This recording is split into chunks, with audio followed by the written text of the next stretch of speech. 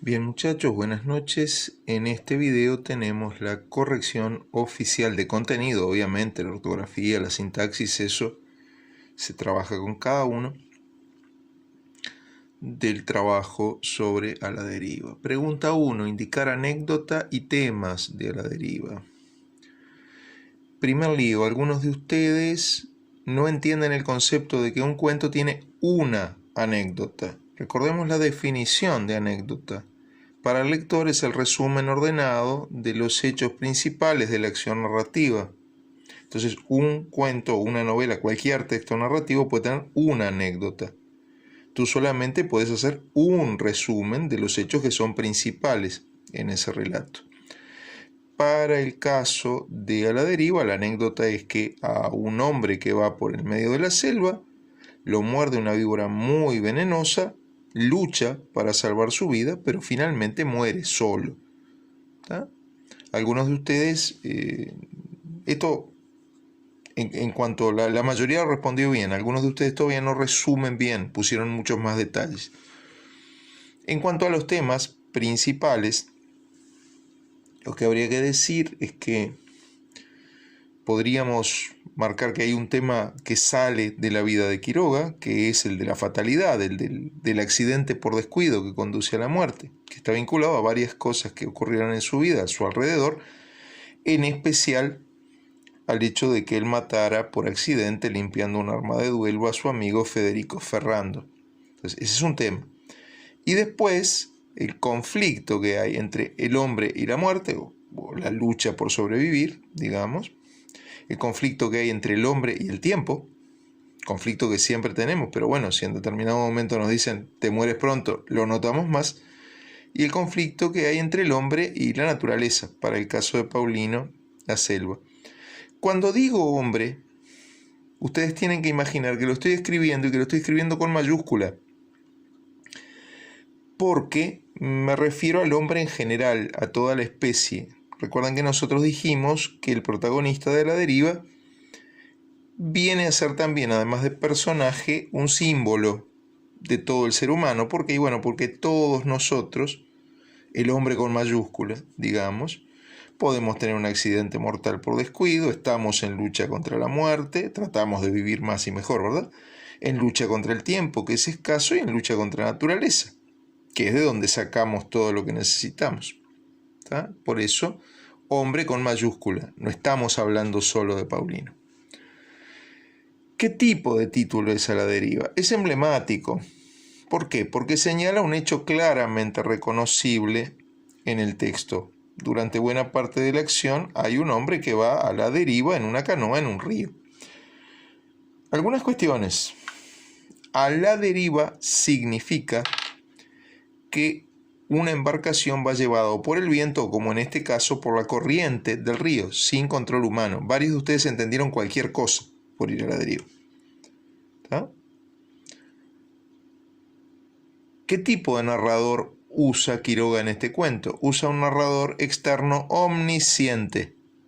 Y esto es vital, vital. Porque hay otro tipo de narrador externo que no sabe lo que sienten y piensan los personajes. Y para este cuento, este tipo de narrador es fundamental, porque si ustedes se fijan en la segunda parte de la consigna, donde se pregunta si se podría narrar esta historia con otro tipo de narrador, la respuesta es no. Porque un narrador testigo no puede narrar las cosas que le pasan a un hombre que está solo. No hay testigo, no hay otro personaje. Y un narrador protagonista no puede narrar al final me morí. Porque recuerden, al final se muere. No, no puede narrarse desde otro punto de vista, con otro narrador.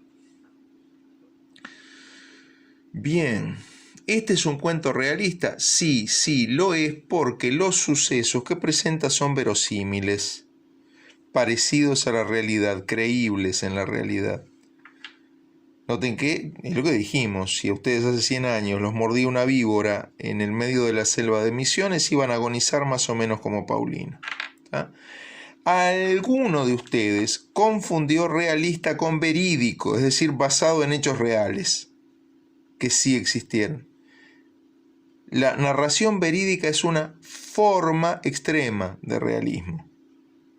Pero realismo y veridicidad, o sea, lo verídico, lo basado en hechos reales, no son la misma cosa.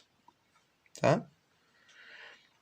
Paréntesis que hago. Varios de ustedes contestaron sin mirar con suficientemente atención los videos que se les hizo sobre Quiroga. Y en esos casos se nota, porque los trabajos salieron mal, porque agarraron la guitarra y empezaron a payar. Eso no se hace. Yo el trabajo de los videos lo hice y yo los trabajos de ustedes los leí. En realidad, al momento que grabo, los estoy leyendo. Vi solo 21 hasta ahora. ¿Está claro? ¿Se entiende? Sigamos.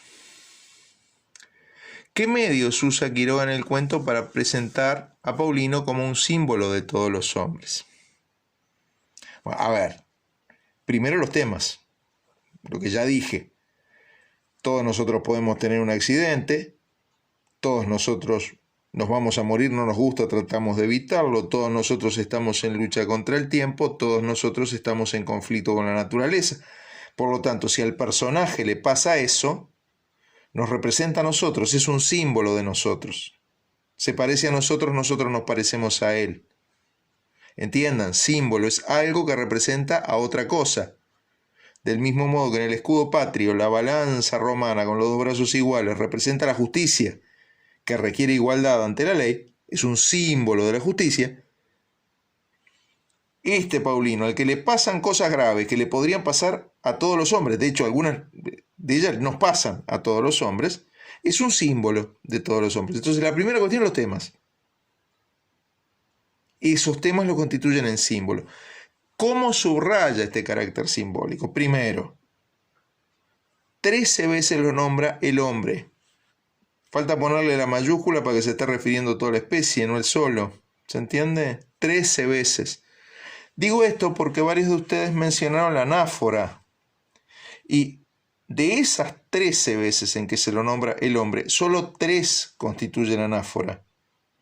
Las de los primeros 3 párrafos, porque la fórmula el hombre se repite a principio de los párrafos.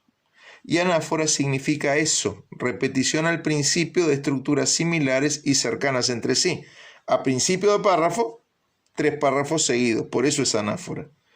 Pero sería tonto pensar que si en las primeras 3 repeticiones subraya que el personaje nos simboliza a nosotros, en las otras 10 no. No hay de dónde sacarlo eso. ¿Ah? Y la otra cuestión, muchachos, es que no nos da la grafopeya del personaje. Por lo tanto, yo no puedo decir, como no es barbudo y gordo y pelado, no me representa. ¿Se entiende? Puede ser cualquiera. Luego se les preguntaba, se les pedía que explicaran un ejemplo de comparación, un caso de comparación. Hay básicamente 2. La carne desbordaba como una monstruosa morcilla, puntadas fulgurantes como relámpagos. ¿Qué tenían que hacer? Explicar qué es una comparación. Recuerda, una estructura con 3 términos. Comparado a aquello de lo que voy a hablar, comparante la imagen que voy a usar para mostrarlo, y en el medio, como, parecido a, semejante a, igual que, lo que llamamos el nexo comparativo. Varios de ustedes no se molestaron en buscar la definición de comparación que yo les di y escribieron cualquier cosa. Bueno, eso se paga. Hay que estudiar. ¿Ah? Ninguno de los síntomas del COVID-19 es permiso para no estudiar. ¿Está claro? Y estudiar es tratar de buscar, averiguar, y la información la tenían. ¿Está? Claro, también tenían que explicarlo. Por ejemplo, ¿por qué puntadas como relámpagos? Y bueno, porque rápidos y porque fuertes, intensos. Lo mismo relámpago que puntadas. ¿Por qué carne como morcilla? El color, lo hinchado que está tanto una morcilla como la carne de Paulino en esa situación. Lo que tiene dentro, en ambos casos, sangre muerta y coagulada. ¿Sí? Tienen que explicar el porqué de la comparación. En la 7, explique un caso de repetición agravada de síntomas. Ahí se complicaron mucho, porque tenían que hacer 2 cosas, muchachos. hablar de síntomas, tres cosas en realidad. Hablar de síntomas concretos, mostrar que se repitieran y que la segunda vez se repetían agravados, empeorados, para mostrar que el tiempo avanza a favor de la muerte, avanza en contra de Paulino. Y muchos de ustedes lo único que hacían es mostrarme que el personaje se pone más grave. Pero ustedes tienen que nombrar un síntoma. Gotitas de sangre. La repetición del síntoma quitó las gotitas de sangre. El empeoramiento, abajo había 2 puntitos violeta. Cuando algo se nos pone violeta en el organismo, no está mejorando. Al contrario. Mostró los puntitos violetas, después lo nombró de nuevo. Los 2 puntitos violetas ahora desaparecían en la monstruosa hinchazón del pie entero. ¿Ven? Nombra por segunda vez, pero agravado. Tendrían que haberlo hecho así. El más sencillo era el del vómito. Primero vomita, después vomita sangre. Ahora, no me servía, a nadie le servía, simplemente decir va empeorando. Era mucho más preciso lo que se preguntaba. Se les pedía en la 8ª consigna que explicaran qué es paralelismo psicocósmico, usar la descripción de la naturaleza para mostrar el estado de ánimo del personaje y que ubicasen un caso en el cuento. Varios de ustedes hablaron de momentos en los que se describe la naturaleza, pero no para mostrar el estado de ánimo de Paulino. Si ustedes a mí me dicen que cuando Paulino se pone a la canoa, me dicen que el sol ya transponía el monte, o sea que estaba alto, se muestra el paisaje, pero no para mostrar lo que siente Paulino, sino para decirme que ya es mediodía. En cambio, si ustedes van al pasaje en el que, por ejemplo, ¿no?, en el que él sale de Alves sin haber conseguido ayuda y está convencido que se va a morir, y miran esa descripción del paisaje, bloques de basalto negro, bosque negro, las paredes de los barrancos que encajonan fúnebremente el río, ahí la descripción del paisaje te dice lo mismo que siente Paulino en su ánimo: me voy a morir. Y cuando Paulino cree estar mejor, la descripción del paisaje, un par de párrafos después, con el rocío que refresca, con los aromas agradables, refleja ese sentimiento que tiene Paulino, equivocado, pero sentimiento al fin, de que se va a salvar. Reitero, paralelismo psicocósmico. Definir mediante la descripción del paisaje el estado de ánimo del personaje. ¿Sí? Había que ser preciso. En 9, explica el sentido simbólico de la escena de los guacamayos cruzando el río. Algunos de ustedes, me enojé mucho con algunos de ustedes, porque inventaron cualquier cosa. Yo se los dije. El río es una frontera. Hay una orilla y otra orilla. Hay una orilla que está con luz, hay una orilla que está oscura. Los guacamayos vuelan de la orilla con luz a la oscura. Eso representa lo que le va a pasar a Paulino en un ratito. Va a pasar del lado de la vida al lado de la muerte. Y está tomado de un mito griego, el mito del río Aqueronte, que separaba el mundo de los vivos del mundo de los muertos. Se les dijo, se les mostró en un video, se explicó.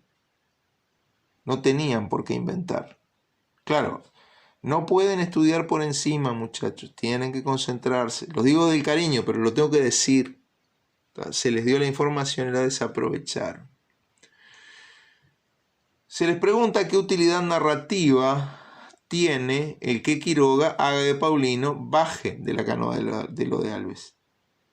Si Paulino no baja, ustedes no se enteran de que está tan débil que no puede caminar. No tienen una concreta noción de cuál es el empeoramiento. Es para eso. Logra eso. Porque noten que si lo que se busca es mostrar que le pidió ayuda y no la tuvo, se puede hacer desde el río sin que se baje de la canoa. Che, Alves, ayúdame, me estoy muriendo. Y sigue. ¿Se entiende? En cambio, si haces bajar de la canoa al que antes de subirse caminaba y mostrás que se arrastra, mostrás que está mucho más débil. ¿Se entiende? ¿Por qué puede decirse que al principio del cuento es como si al lector también lo mordiera una víbora? Y acá me enojé más también. Me enojé mucho. Me enojé con muchos y más. Porque varios de ustedes me dicen, porque el lector se entera de los hechos, o sea, de la mordedura, al mismo tiempo que Paulino. Ahora, es cierto, pero me lo tenés que explicar. Porque si me lo decís así, lo que yo voy a entender es que estás copiando lo que yo dije y no me voy a dar cuenta si lo entendés o no. Ahora, si me explicás, como algunos pocos hiciéramos, vea, profesor, si yo pisara una víbora, lo primero que sentiría es que piso algo blando, después sentiría que eso me muerde, y recién al saltar y volverme y mirar vería lo que me mordió, para el caso, una víbora muy venenosa. Ah, está, ¿entendiste? Ahora, si simplemente copias algo que está en un video o en un apunte de la plataforma, a mí no me queda claro si entendiste y por eso no te recompenso. No hay nota que valga por eso. ¿Está claro? Si ustedes van con un profesional, quieren que sepa por qué hace lo que hace. Un abogado, un médico, un escribano que los asesore, lo que fuere. Quieren que sepa por qué hace lo que hace. Bueno, yo los entreno para ser ese profesional en el futuro. Tienen que saber por qué hacen lo que hacen. Bien, la última. ¿Qué puede significar que Paulino decida en su delirio que a una de las personas que recuerda la conoció un jueves santo y no el viernes? Es simple, muchachos. Primero, ¿significa lo mismo que en el mito del río Queronte?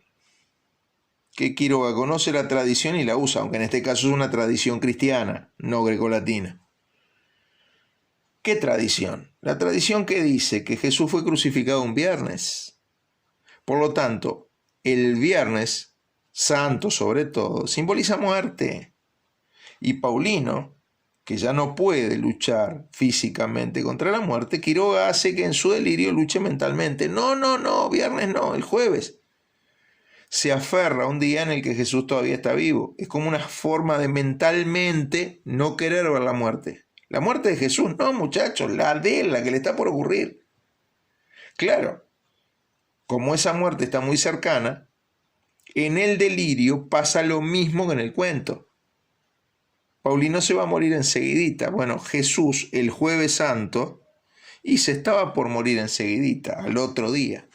¿Se entiende? O sea, hay una analogía entre lo que le pasa a Paulino en el cuento y lo que le pasa a Jesús en esas fechas que Paulino recuerda. Tiene que salir mejor la próxima. Pero eso, muchachos, se construye. Atiendan los videos, lean la información que va junto con los videos y pregúntenme, que para eso estoy.